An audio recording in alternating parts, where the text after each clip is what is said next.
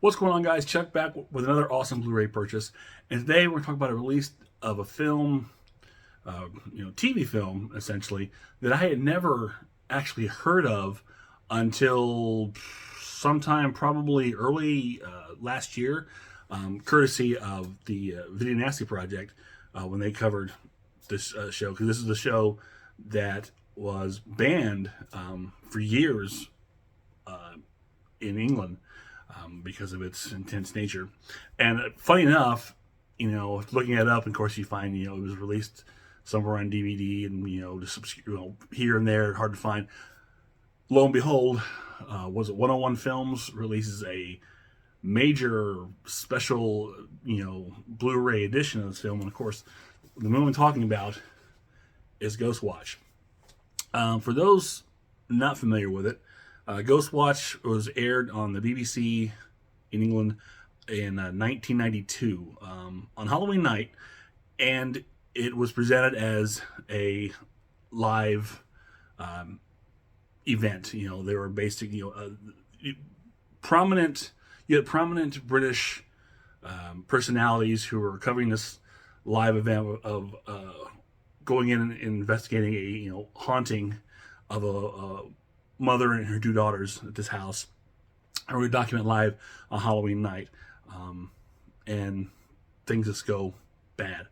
So the issue with it was, like I said, even though it was presented as live at the time, it really was like taped probably weeks in advance and presented live, but no one knew that. And with the help of a real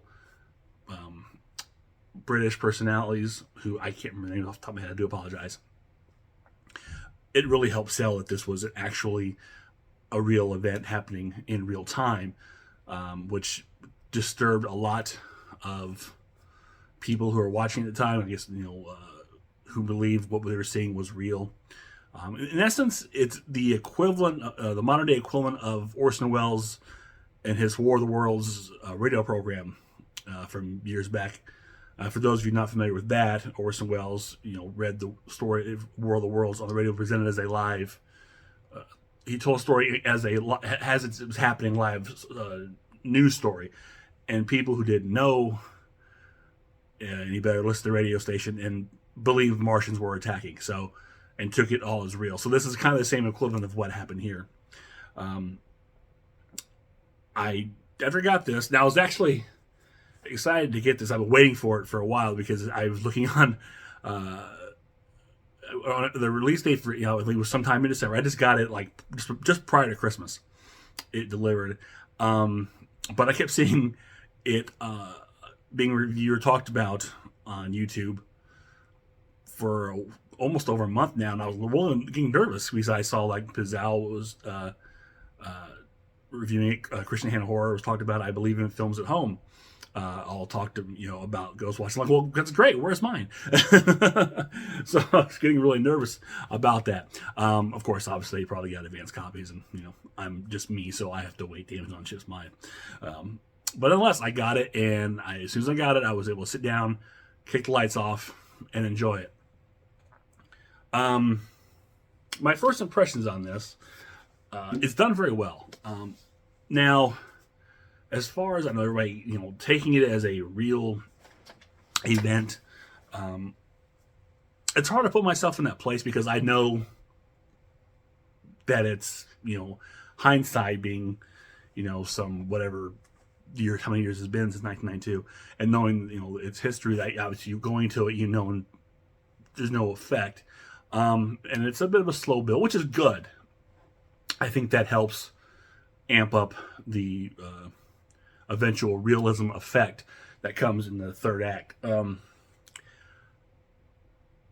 again, I think it would be better if I, as someone from England, who knew or familiar with these BBC personalities or whoever these, British personalities were, would probably buy into it more. Like if I'm watching American well-respected newscasters and doing something similar, I'm probably going to buy it more because that's what I'm familiar with. So again, from that end, again, different perspectives. But I could see how they might,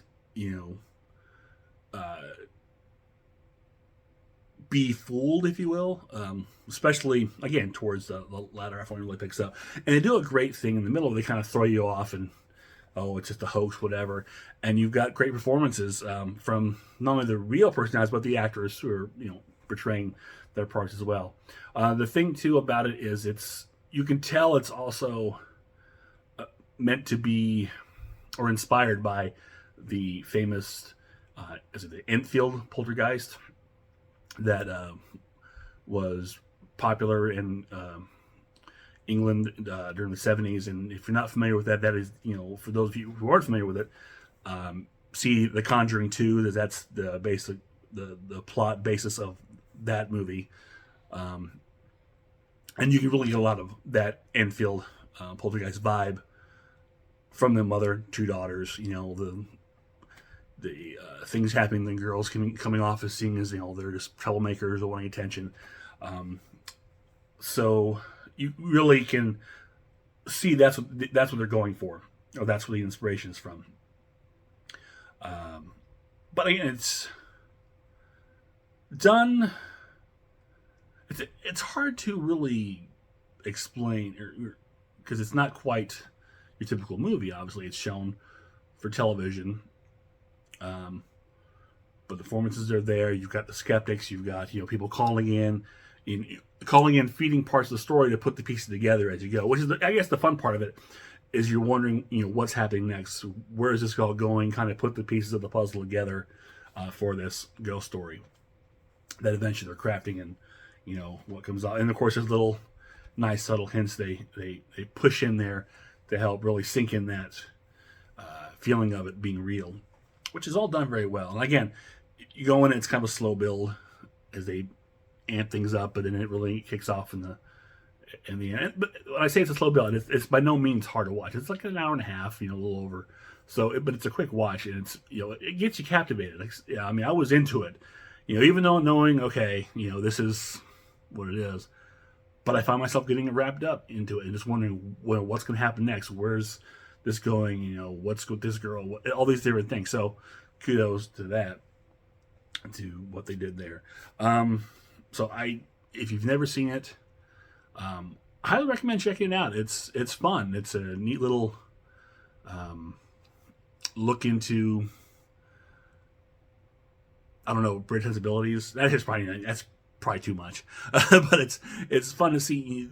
There's something that's happened, again, in 1992, and this was something that people took seriously and thought it was real, and so much so, like I said, it was banned for years by the British, was it the British Board of I forget what the definition is. The British censorship had banned it for a long time, but now you can see this in this great 101 Blu-ray release. And again, let's take a look. This is a nice. Again, I was impressed when I pre-ordered this. I figured, okay, this is a cool with the slipcover. Again, because you don't see these things. Then when you get them, actually, when I saw them on the video, other people's reviews, and saw that this was more than just a simple slipcase or slipcover. There's the full case. It really impressed. So, there's the Ghostwatch, the front. There's a little back, and then you've got some really goodies in here. So let's pull these out. And start off, and of course I did keep the back label here of all your specs. There's some. I don't think I've really watched in here so far. Was a "Do You Believe in Ghosts" 30th anniversary documentary, which really, anything talking about the whole making of it, what they went through, a lot of the cast members are still with us, and the director and a couple of writers, all that. So that was like the big thing on here. Of course, you got a booklet and a bunch of other, again, things. I take a look at that again because I can't read that fine print right there, but there you go. Of course, you've got the actual Blu-ray. Pardon my glare there. All the specs on the back here, and here's you spin you around. Woo. There you go.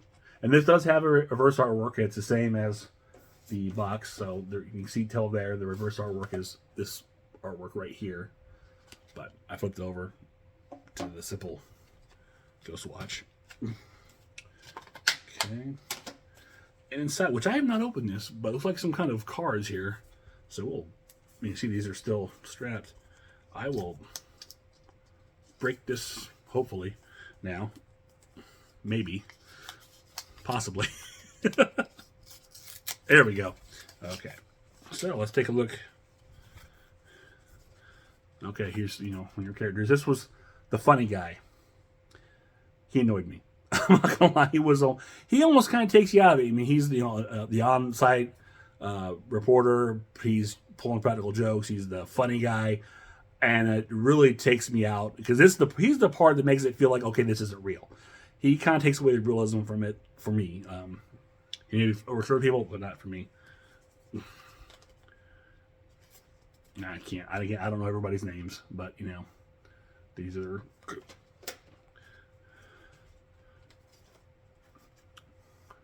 And he was your main host of the show. And again, I wish I could remember the names.